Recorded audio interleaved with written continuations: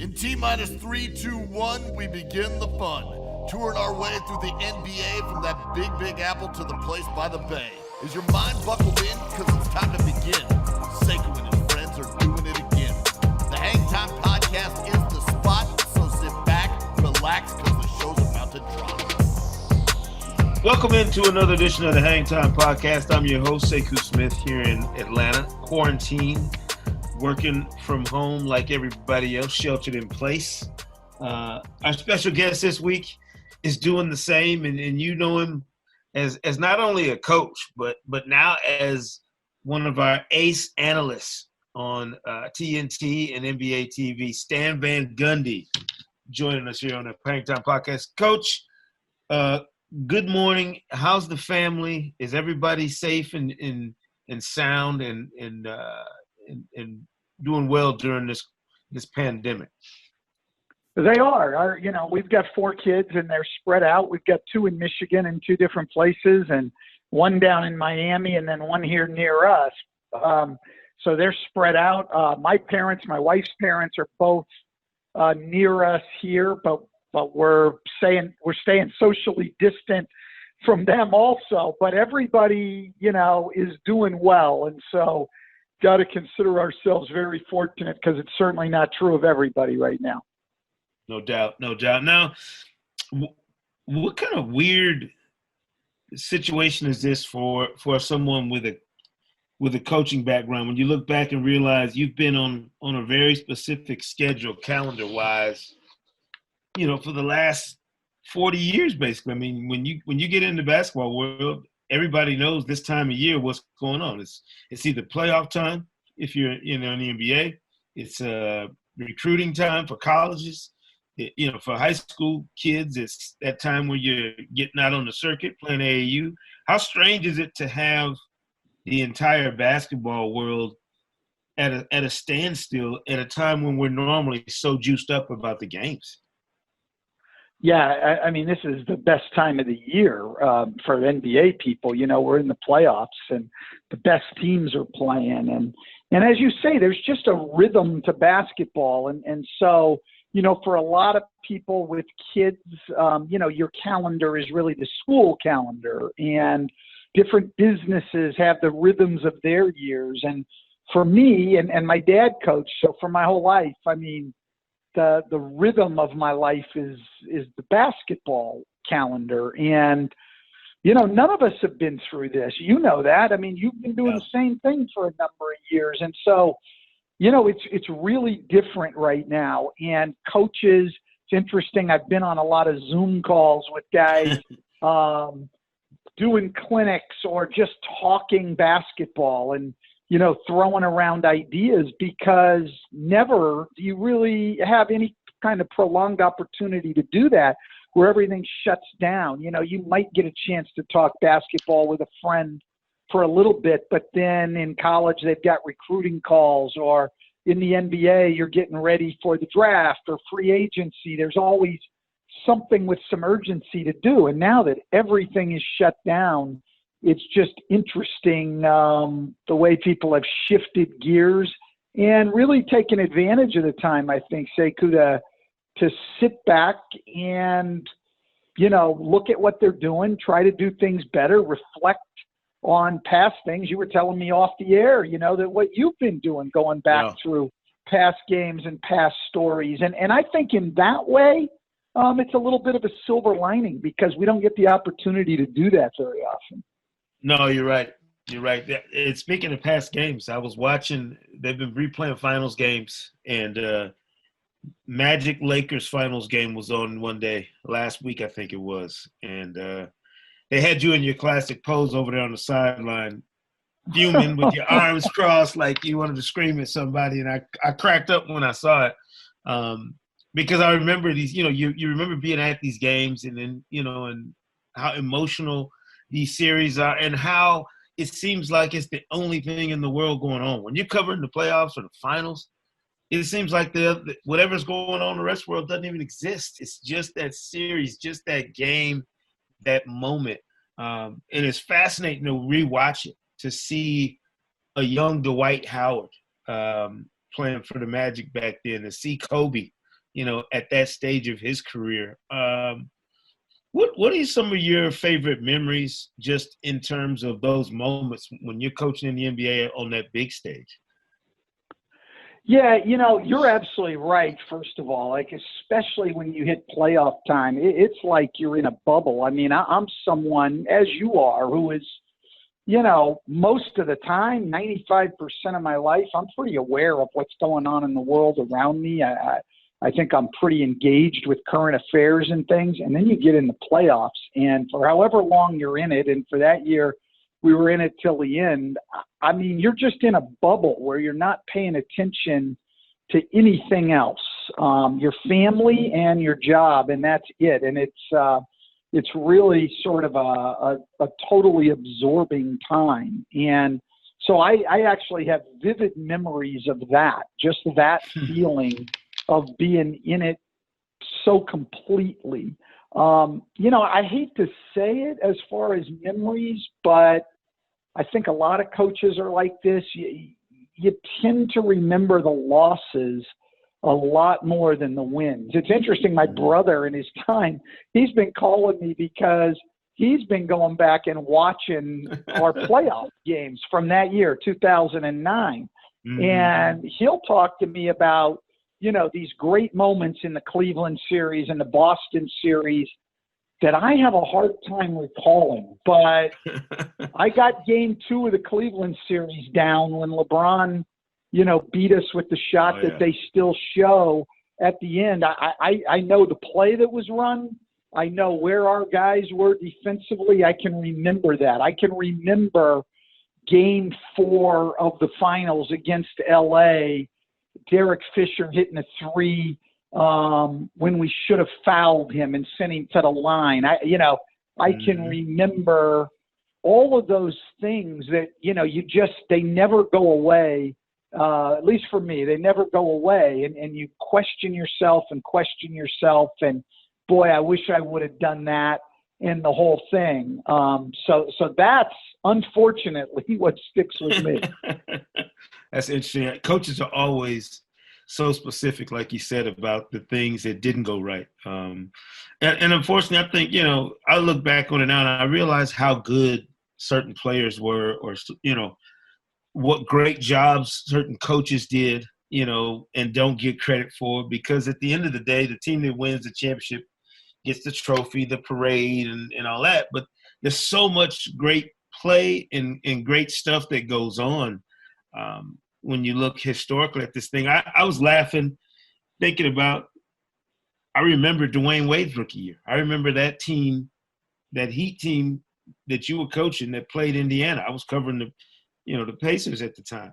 And I remember that series. I remember being shocked at how effective Wade was as a point guard. I don't even know if a lot of people remember that you were playing him at the point by the time the playoffs rolled around. He was our starting point guard all year. I personally think, he was definitely playing out of position because he hadn't even played the point in college. But, I think one of the things that I've always looked at, and I think most coaches do, is you want to try to find a way to get your best players on the floor. And we had Eddie Jones and Karan Butler. Eddie, a proven veteran, and Karan only in his second year. And so, we didn't want to put either one of those guys on the bench, and we didn't want to put Wade on the bench. So what's your option? And it was to start Dwayne at the point and then rotate and bring Rafer Alston in and let him play at the 2. But that playoffs that year, he'd had a good regular season, a very good regular season. I actually, I'm biased. I thought he should have been the rookie of the year, as great as LeBron is. Right. I thought that year he should have been the rookie of the year, Dwayne. But so he'd had a really good year, but the playoffs were his coming out party. His very first playoff game, he hits a game winner with 0.4 of a second to go against Baron Davis, And then in that Indiana series, a good veteran team you're playing against, and Ron Artest in his prime trying to guard him. And he's just taking them apart, especially in the 2 home games in Miami, games 3 and 4. That was his coming out party, I think, where anybody who hadn't realized it before knew this guy then. was going to be one of the true stars in the game for, the next decade. And I remember the bad times and the losses, I do as a coach, but I certainly remember how great he was. And,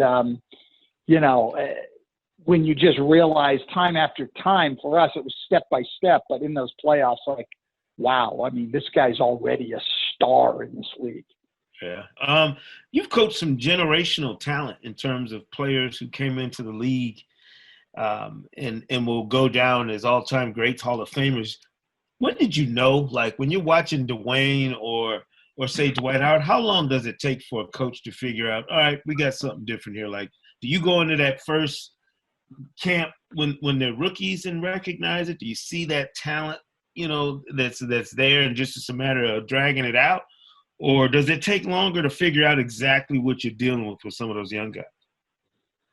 Yeah, that's a great question. With Dwayne, like I said before, it was a little bit step by step, Sekou. I mean, we actually were shocked in the summer league because we knew we wanted to play him, or try to play him at the point during the season. So we threw him in there in the summer league. And it's a guy who hadn't been a point guard in high school or college. And what really impressed us then was how quickly he learned, able to pick things up and the poise that he had playing out of position. So I think we knew his talent, obviously, when we picked him. And then when you see that intelligence and poise, you have something special. And then during the year, there was great development over the course of the year. And you continued to see the poise, but you really started to see him perform even more and more in late game situations, the confidence he had, and then the playoffs. So I think we knew he was going to be good when we picked him. We knew he was going to be real good after summer league. We watched his rookie year and said, wow, this guy might even get to where he's an all-star. And by the time the playoffs were over, you were saying, wow, there's not going to be 10 better players in this league than Dwayne Wade. So it sort of grew. With Dwight, it was different because, he had already had a couple of years in the league by the time I got here. Right. 3 years in the league by the time I got here. So you knew the talent was there and you knew he could do some things. So that one I knew more immediately because we'd had a chance to see him perform. You knew he still had room to grow. Most young guys take a little bit longer than the guards. So you knew he still had room to grow, which is exciting, but certainly knew by the time I got the job that, this guy's a star in the making. Now, I didn't know until probably halfway through my first year with him that he was a guy capable of carrying a team to the heights that he carried us. I didn't know how intelligent he was, which I think is sort of a marker. All the great players I've been around, and you could probably back this up. One of the things that sets them apart is their intelligence, their basketball IQ, and I've been around a lot of guys who are smart, but Dwight, the smartest big guy I've been around, and that's no disrespect to Shaq, who was also very, very smart, but Dwight was super intelligent basketball-wise, and put that with his amazing athletic ability and that great body he had and his strength and everything else, man. People forget, Sekou, you see these guys later, and after the back injury, he's never really been the same. I have people ask me, as if it's even a question, is Dwight a Hall of Famer? I'm saying, is Dwight a Hall of Famer? The guy was 5 straight years, first-team All-NBA. Go back and check and see how many guys in the history of the game have done that. It's the elite list. 5 straight years, first-team All-NBA. That just doesn't happen very often. It's the absolute greats of the game. 3-time Defensive Player of the Year, and twice he leads the league in block shots and rebounds. Ben Wallace, I think, the only other guy to do that in this era. I mean, and Ben Wallace wasn't averaging 20 points a game. Exactly. So, you know, you do, because after the back injury, he hasn't been the same, and whatever people's perception are, they just forget how good that guy was. Yeah, it's what I said when I was watching that finals, and looking how young he was and how different his body looked.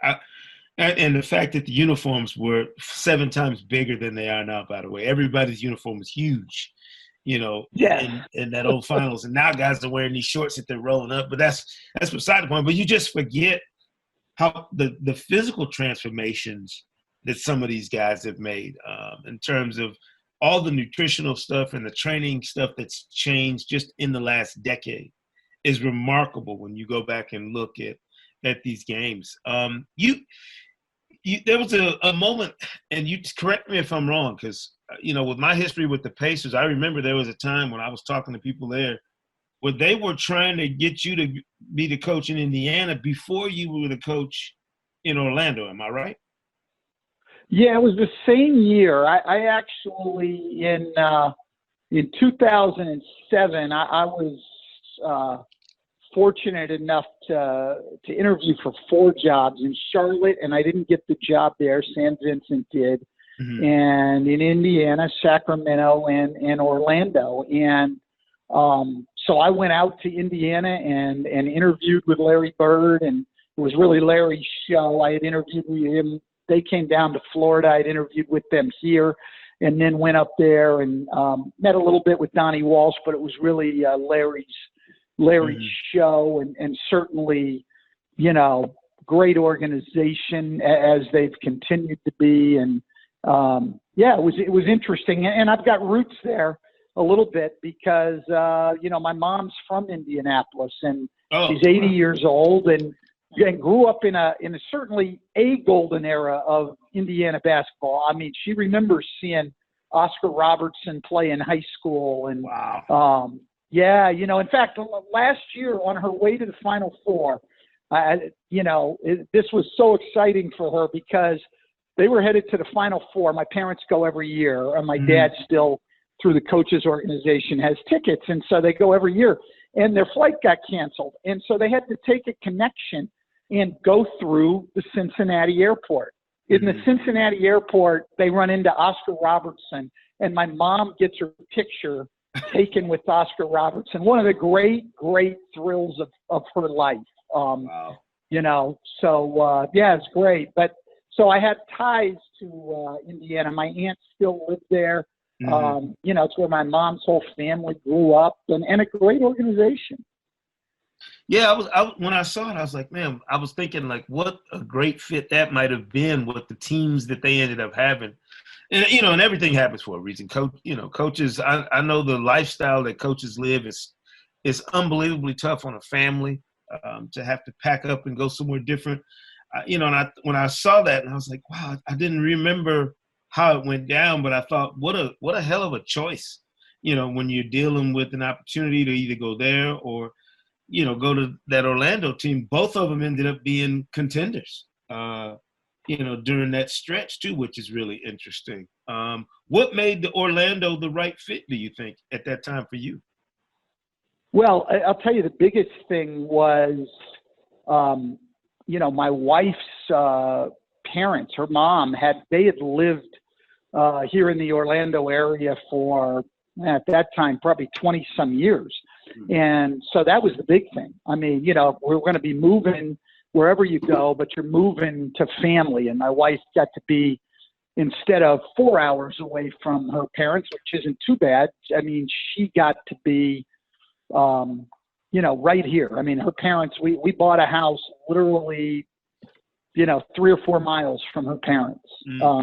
And so that was the thing that made this job so attractive. I mean, obviously the talent that was here with Dwight Howard and Tito Turkoglu, Jameer Nelson, J.J. Redick. I mean, that was a nice side benefit too. Don't get me wrong, but I think why we focused on this job so much at that time were family things. That's interesting, because coaches are often asked to sacrifice a lot, you know, for the profession. It's probably rare when you get to have those family ties factored in. That's a special thing when you think about it. If you're looking at the way a coach views a team and how you construct something, there's always kind of a certain agenda that, to me, that coaches have had. They got to, we got to win now. We got to develop whatever we have to develop to win immediately. This game, this next 5 minutes, we got to win. Then the front office has a completely different view of how you have to go about developing and winning. You had to do both in Detroit. You get to have the coach's hat on and, running the basketball operation as president of basketball operations for the Pistons. How much conflict was there between Stan Van Gundy, the coach, and Stan Van Gundy, the GM, when you got to Detroit? I didn't really look at it as any conflict. It was we were trying to do something that I think anybody who's run an organization would tell you is fairly difficult. And our mandate from our owner, from Tom Gores, was pretty simple. We want to win now without sacrificing the future. And so that meant, we weren't going to trade away our young players. We were going to try to preserve whatever assets we had. We weren't going to break, but we also weren't going to break down the team and try to acquire a lot of assets. So you're walking that middle line, which teams like Portland and Indiana have walked for a long time, and sometimes get criticized for. It's one of the hardest things to do, but there was no conflict really, because I think Tom Gores had made it clear what we were going to try to do. And I think, your ownership and then your front office, but in this case, the ownership is setting the vision, and what you're trying to do the best you can is execute. And I think we did some things really, really well there, and other times we made mistakes. And I think the problem is, the hard thing, at least I thought the hard thing, Sekou, is when you're trying to walk that fine line and do both. You're not going all in on winning now, and you're not going all in on a rebuild, is your mistakes get magnified. You don't have a margin for error. And now you see them, after 5-6 years on that tack, they're going a different direction now. You see it with the trade of Andre Drummond. They're going to head a different direction. They tried it for 6 years and didn't move along as much as they would like, and they're moving on. It's a hard thing to do. And I'll own the mistakes that we made. And those mistakes are just magnified. If you make a mistake when you're all in on winning, well, you simply make trades or go into the luxury tax or do what you need to do. And if you're on a rebuild, I mean, look at what Philly did. They're all in on a rebuild. They made a lot of draft pick mistakes. Yeah. But when you're all in on it, you've got enough picks and things that you still end up with Ben Simmons and Joel Embiid. But when you're not all in one way or another, it's hard. And I don't regret that was our approach. That's one of the reasons that I went there. I liked that approach. But it's hard to do. And while I think we made it better, we averaged about 9 wins a year more than what they had done in the previous years before we went there. So I thought it was a significant improvement. We just didn't get far enough. We didn't get it done, and that was a result of some of the mistakes that we made that we just couldn't pull ourselves out of. Yeah. I wonder, too, how many of when you start looking at the decisions you have to make, and this is an interesting part of it to me, the player evaluation component. You can look at talent every year in the draft, and when you're acquiring players, you see there's a level of talent every year. There's always going to be a quality to the talent. But I don't know if it's the level of talent that dictates or the level of focus, determination, and grind that some of these talented players have that makes it a win or lose proposition for the players. I can remember years where you look at a draft class and you go, man, look at all this raw ability, size, and just athleticism all these guys have. And then certain guys get to the league in certain situations and you find out, well, he doesn't have this kind of focus or mettle as an individual to rise to the level where you think his talent should take him. And then you see other guys who maybe aren't as talented, but work in an environment that's such a sweat pit, such a grind, that they're forced to find that other part of where they can take their games to. And I don't know how if you're a coach or a front office person in the NBA, I don't know how you can quantify that in the evaluation process. How can you can't vet that piece of it to me that is such a huge part of player development in the NBA. Yeah, that's such a great point. It is the harder component to judge, particularly when you're doing it on so many guys who are in college for 1 year. You know, I mean, 4-year guys, you've watched them enough. You know, so a Jameer Nelson, you know all the intangibles there. You've Right. seen the guy go through being a young player and growing and becoming a leader, and you've seen him in crucial situations. You have a pretty good feel. But these 1-year guys, you know, I mean, even their coaches trying to give you information, you know, really haven't had them for an off season in a lot of cases. They sign them. The kids at the most come on campus for summer school, and then they're into their season, and then they're into the draft. So they haven't seen them take what they did their freshman year and how hard they worked to get ready for their sophomore year. So they're telling you what they think about the guy, but they haven't even seen that kind of work, that kind of progress one way or the other. They can't tell you, oh God, the guy's really not committed to getting better, or he really is. They don't see enough. And so it is difficult. And in a league where pretty much anybody who gets drafted, especially at that high, is going to be really talented, it is what sets people apart. And you know, a Bam Adebayo, you know, the signs were there probably, but, you know, and Miami did a better job of judging them than the rest of us. But it would have been hard to see what Bam Adebayo's become if you didn't know what the work ethic was, what the commitment was, what the intelligence was, and everything else. And I think everybody works really hard to determine those things. But I think also, if anybody's being honest, some people have been better judging people than others. But if anybody's being honest, I think they would tell you, you really don't know until you have them in your organization. Yeah, and I by no means am poking at anybody, because I think it's the most difficult thing to do in any sport. Having covered sports for over 20 years, you know, football, basketball, I covered colleges. The evaluation of talent and how it will matriculate as it goes up. You know, I'll never forget. I was covering Mississippi State's football team when Jackie Sherrill was the coach, and I used to ride around. It was my first time covering colleges after I was in college, so I'm like the age of his players. And I used to ride around on the golf cart with him at practice, and we'd just talk all throughout practice, because his coaches are doing their thing. He's riding around, kind of overseeing the whole thing. And he's just schooling me on why guys do certain things. It taught me how to evaluate, how to watch. They taught me how to watch tape, all of his assistants. It was the best training ground I could have had covering sports, because they were explaining to me that process that they go through. And I'm telling you, Coach, I was stunned at how many guys they hit on, in terms of, a guy that you didn't think was going to be some big-time player that turns out to be really good, because of the way they worked day after day, year after year.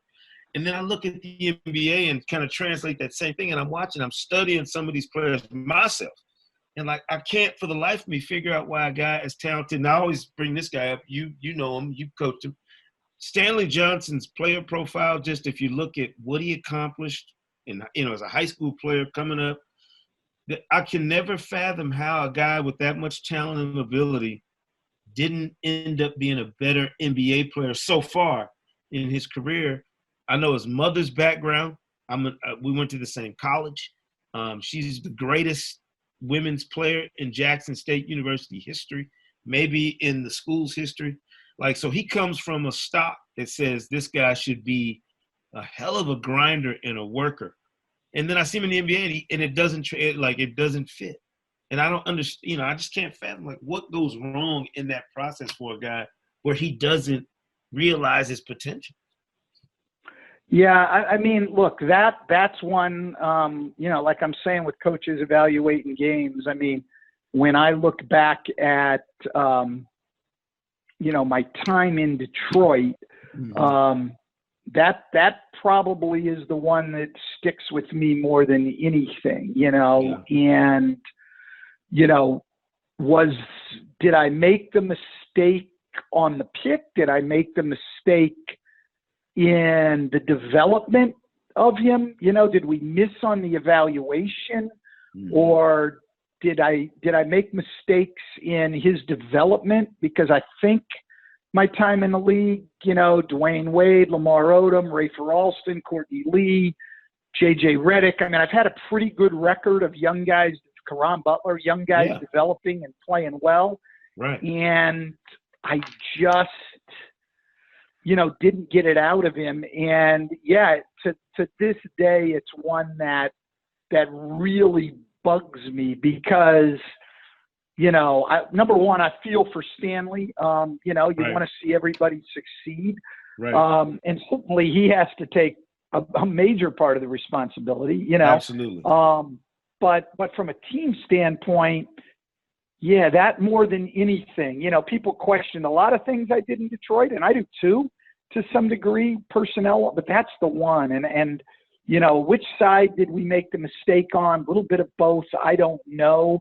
What we thought he was going to be was a real tough guy, an elite level defender, with incredible toughness and competitiveness, who could, be sort of the versatile guy as we got, as the league was transitioning to this positionless stuff. We thought he was a guy who could even initiate offense at times, which he did. We saw signs of it, but could play as a small 4, a 2, a 3, guard every position except the 5, and even switch on to some smaller 5s and battle them.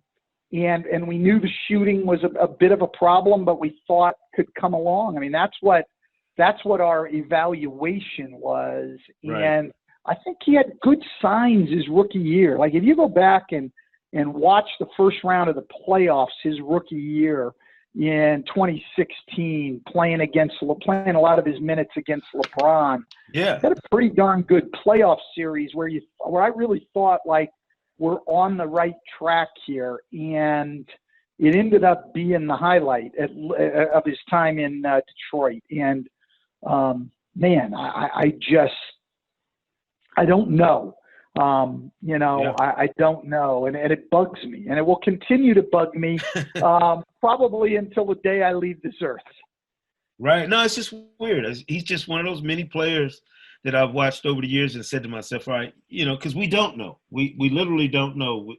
A guy, I love that idea when somebody says a guy is a surefire or a can't miss, and I'm going, man, you never know. You just never know. And I wonder if this new G League situation where they're going to start taking these top high school players that will go straight to the G League and get developed there. I'm wondering if that maybe is a way to make even more detailed evaluations of these players, because I don't know if there's any sane way for an organization to vet them other than to do everything you can and then cross your fingers and just hope that it takes and that everything works out the way you want it to. Because I don't have explanations for why some guys who were supremely talented,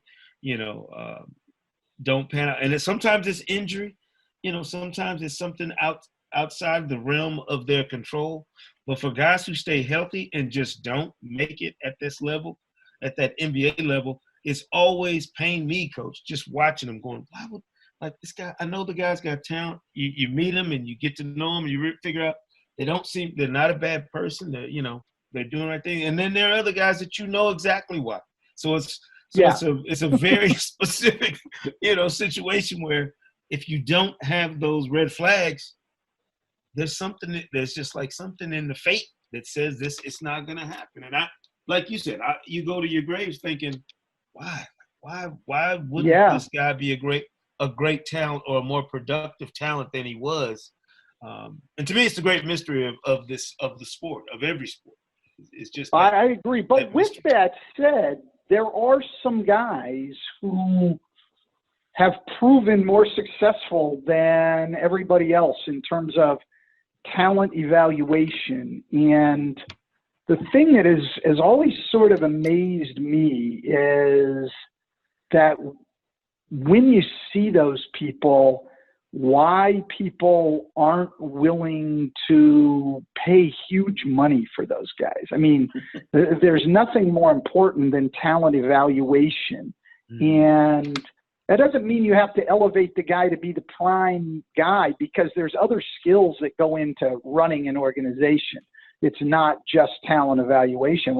So I'm not talking about why do you have to make the great talent evaluators necessarily into your GM, because there's other things that go with that. There's, managing the salary cap and managing all the people in your office and all of that. But man, if you can find one of those guys, why you wouldn't just go all out and pay them as much or more than you're paying coaches in this league? There's not that many of them. I look at a guy like who I worked with for a while, Chet Kammerer in Miami, whose name hardly even comes out. And if you look, Miami, and we're not even just talking the draft, but when you're talking Bam Adebayo and Tyler Herro and Duncan Robinson and Kendrick Nunn, and I go back to time I was there, Eddie House, and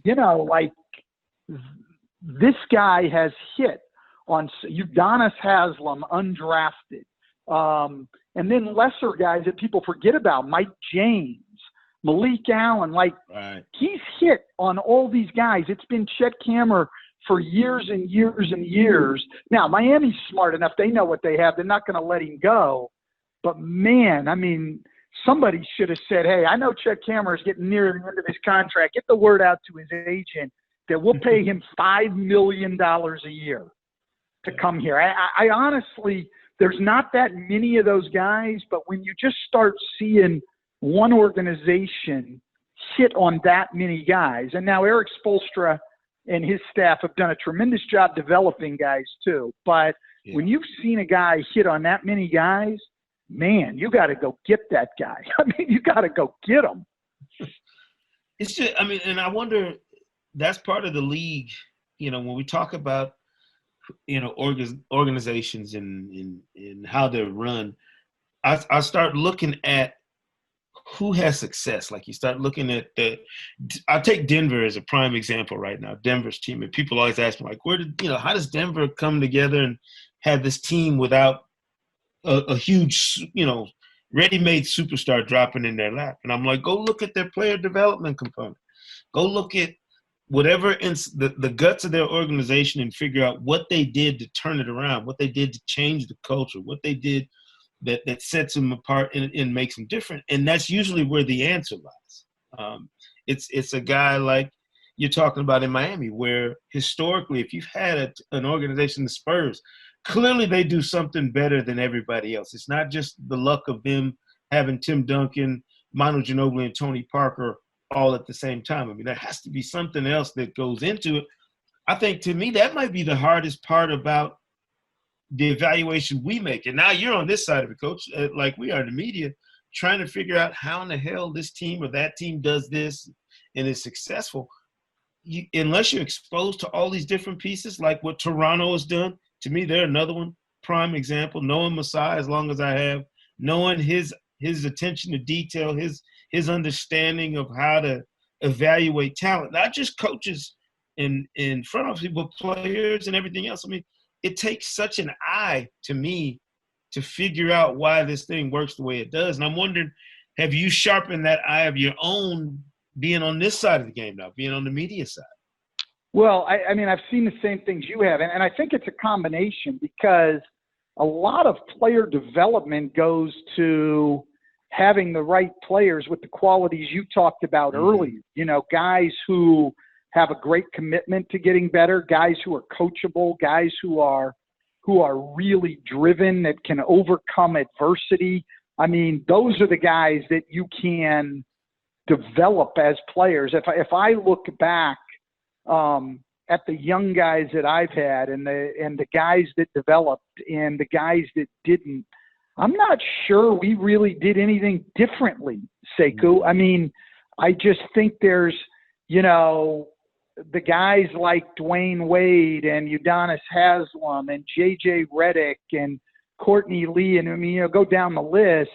There's guys who are going to take everything they're taught, and whether it's on the court or in the weight room or about how to be a professional in your nutrition, and do it to get better. And then there's other guys that don't. So I think and you hit on it early. I mean, the player development starts with the guys you pick, and so much of that is being able to understand what a guy's basketball character is like.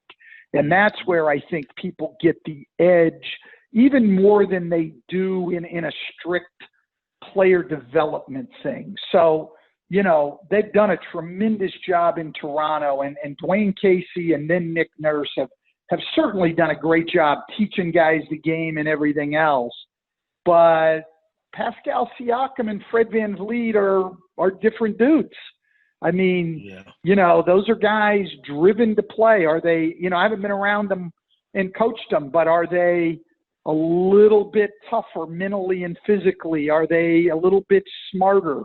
You know, all of those things. And clearly, you know, Masai Ujiri and his front office were able to spot those guys. And then you've got good coaches working with them. You know, but it's hard to ferret out, like, would those, you know, are they better? Is Toronto better at the drafting end of it?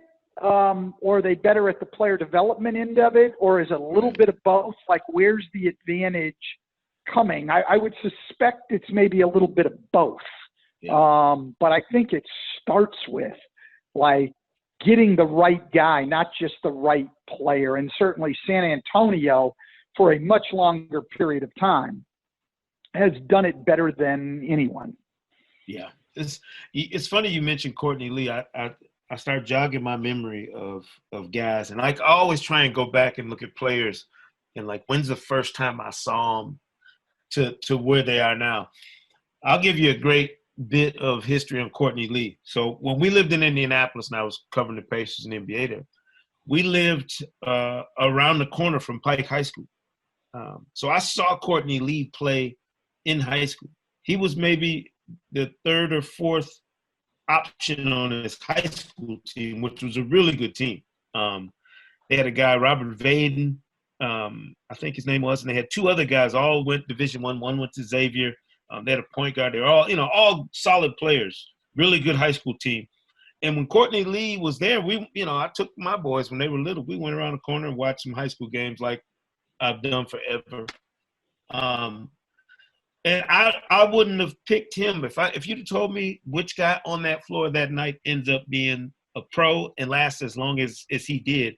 I wouldn't have picked Courtney Lee. So I don't know what he did from the time when I saw him when he was at Pike High School to Western Kentucky to then being on a team in the finals, and he's a very specific component to what you guys were doing, you know, as a young player in the league to the veteran he's become. I don't, you know, I say to myself, like, what did I miss? Like, what didn't I see in Courtney Lee's basketball character?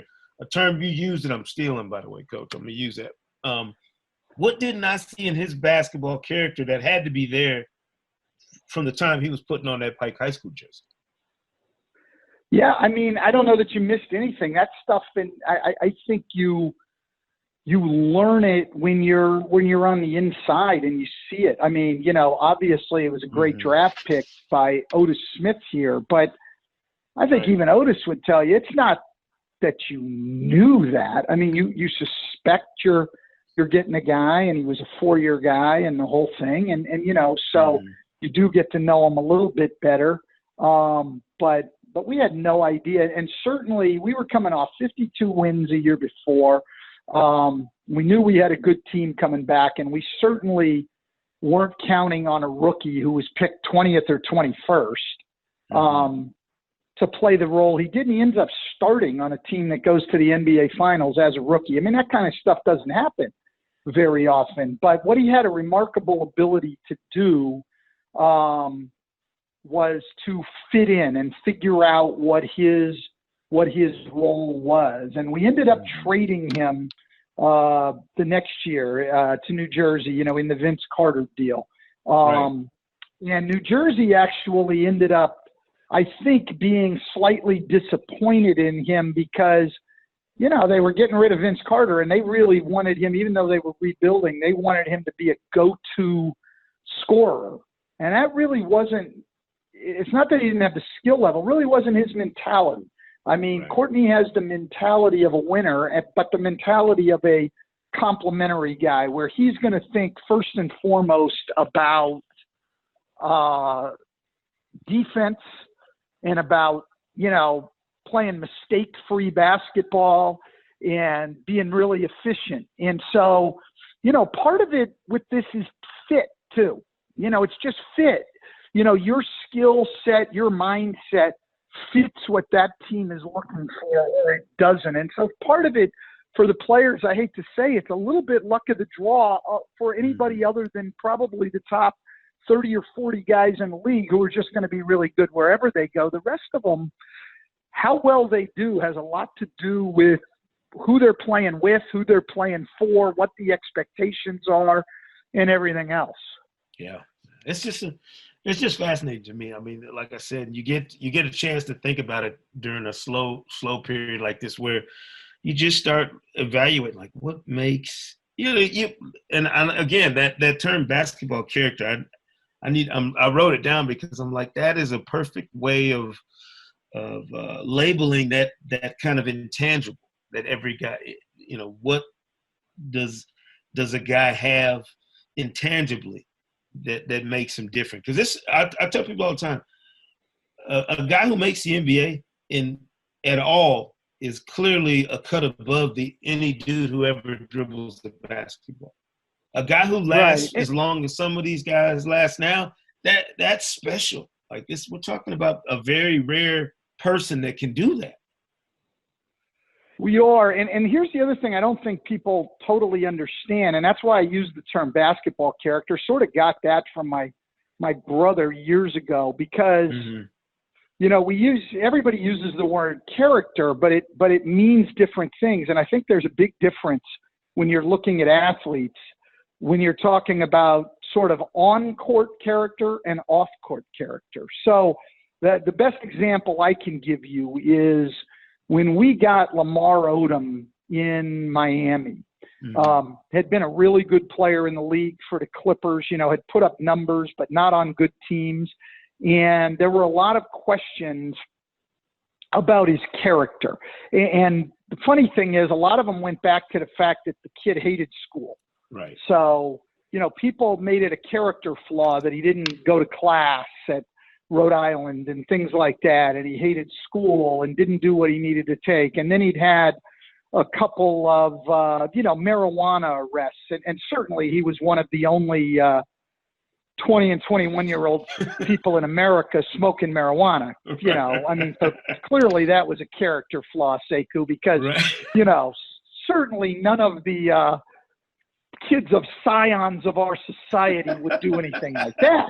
Exactly. But it was interesting because he was thought of as a character risk. I'm telling you, he's one of the best people, best teammates, best guys to coach that I've ever been around. I mean, people loved playing with him. Unselfish, almost to a fault as a player. Played both ends of the floor, extremely coachable, would do anything asked, would sacrifice. I would say that at least at that time, and at least probably through his Laker days, you would put his basketball character off the charts, but people look at this other stuff, and sometimes it can go the other way. And those guys off the court who are great when you send them out with, say the alumni in college or the boosters, and then you get them to the NBA and they're great when they go to the public events and all of that. Mm-hmm. But maybe on the court, they're not great workers, and they're not the toughest guys in the world or the most unselfish guys in the world.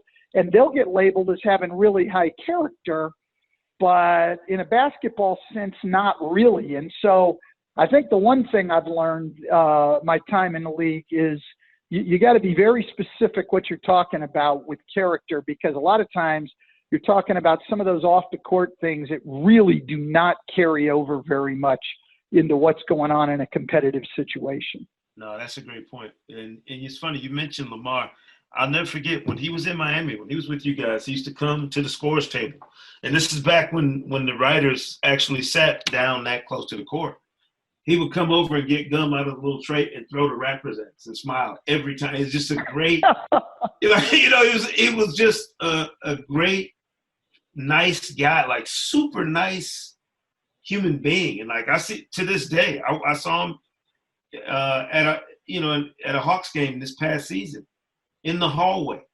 And like he came up to me and we laughed about when he was in Miami. I told him, I said, man, you like one of my favorite, most delightful human beings to deal with when you were in Miami and in LA. And he laughed because he remembered, it's so weird you bring him up because he's a prime example, Coach, of what I tell people about when they ask me about what are these guys really like and do you really get to know them? And I said, no, we don't know. We don't really get to know anybody, in terms of what they do privately and when there's nobody around. I said, but you can only judge guys based on how they treat you or they comport themselves in that space. And you're right. He's one of those guys to me who's supremely miscast as a character, who's a guy with a lot of good human qualities that I think get overlooked. It's fascinating. The player and the human relationships that you develop over the course of the years, covering sports, coaching sports, being involved in them. To me, it's a rabbit hole you could go down with so many guys because it's always a process trying to figure out what makes guys tick and what makes them move and operate the way they do. I'm wondering, do you miss when you're not coaching? Which part of it do you miss the most? Is it the human relationships? Is it the X's and O's? The game itself, the thrills, the adrenaline, the excitement of games? Like, what part of it tugs at you the most when you're not coaching? There's two things. I think the camaraderie with a staff and with a good group of players. That camaraderie of being in the locker room, being on the planes, being on the buses. That part I miss. And then the second thing is just the challenge of trying to figure it out. How do we get better? How do we beat a certain team? How do we guard some of these great players?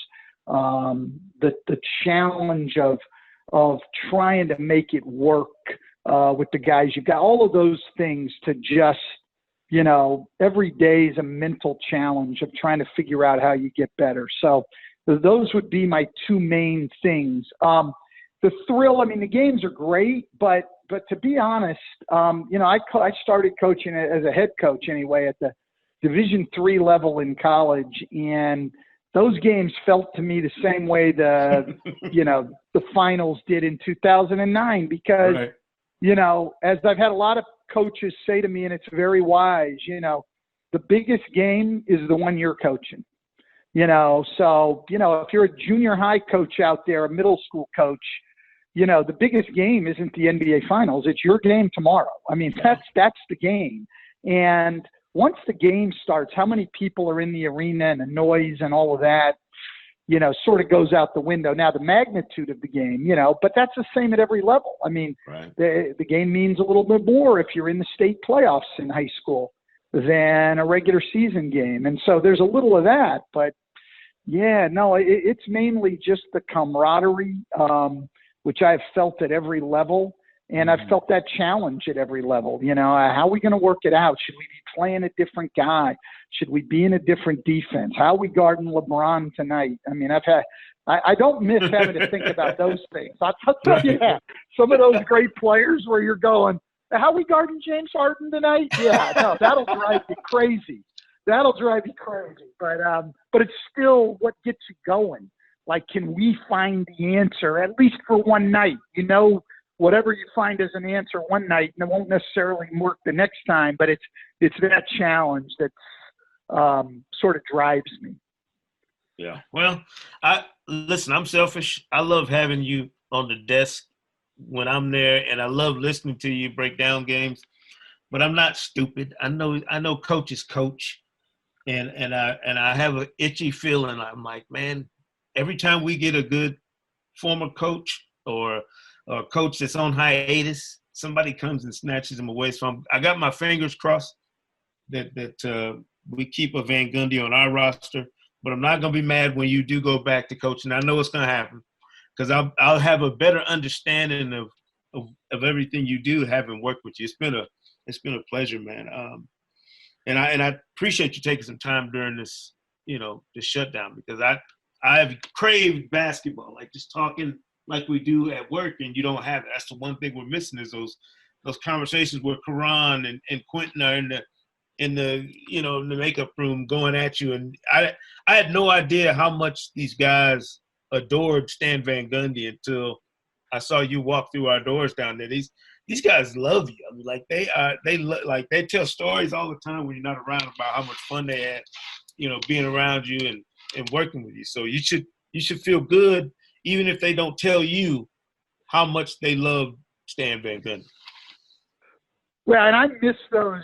What I miss more than anything on the lockout, I think it's what I was talking about when I miss coaching, the camaraderie. It's the same thing in the lockout. Like, I miss those Friday nights. Saturday was always a little quieter, but those Friday nights, there were so many people around. Sam Mitchell was doing his thing, and Steve Smith was working with you and I, at times, and then Karan and Q were around, like you said, and, all those discussions while you're waiting to go on. And, man, I miss those. I mean, I like basketball people. My dad coached for over 40 years, and I grew up around basketball people. Virtually all of my dad's friends were coaches.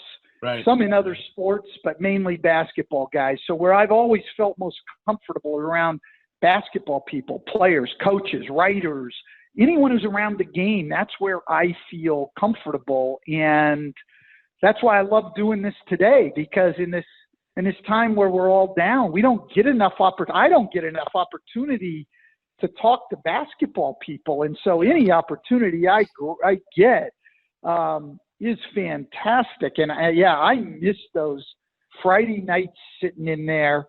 My wife would notice it. I would come back on Sundays and get home like late morning, and she would say, "Oh, you always come back from there so happy," And I said, well, it's two things. I got to be around great people who were basketball people, and I didn't lose. Exactly. I didn't lose. Exactly. I went undefeated on the weekend. It was a good road trip. How many times do you go on a 2-day trip in the NBA and come home without a loss? It's fantastic. Coach, I promise you, if you stick with us, you will be undefeated. You never lose any more games. I like that part. I really do. Awesome, man. Well, look, I'll hopefully see you when we get some semblance of a season resumed at some point. I'm fingers crossed. But in the meantime, we'll talk, and I'll stay in touch. Obviously, you do the same, and we'll maybe have a chance to talk basketball some more. It sounds great. Thank you. Thanks, bud. Appreciate you, Coach. Oh man, that's my Friday night guy, man. That is my Friday night partner in crime this past season until the season shifted and he had to start calling games. Stan Van Gundy, a basketball lifer, one of my favorite people I've met in my time, around the NBA, just in terms of being a genuine good person, who talks what he talks and is honest in forthright about everything as you can find. I mean, how many guys who have been in his position could be as, forthcoming with things that he says in reflection on what he's done throughout the course of his career. So always appreciate Stan Van Gundy and his time joining us here on the Hang Time Podcast. We're dealing like everybody else as this global pandemic continues to alter our regular existence, but we're going to keep doing what we do here at the Hang Time Podcast. I can't say enough about all the support we get, and certainly my producer, Anthony Bonaparte, the work he puts in. We appreciate you taking the time out to join us as well. Can never say that enough for all the years we've been doing this. So for everybody here, we'll see you next time on the Hang Time Podcast. This one is done, but in case you want another one, here's the links to all the fun from Sekou Smith's Hang Time run. Check us out on Apple Podcasts, Spotify, NBA.com/hangtime, or wherever you listen to podcasts. Until next time, Hoops fans.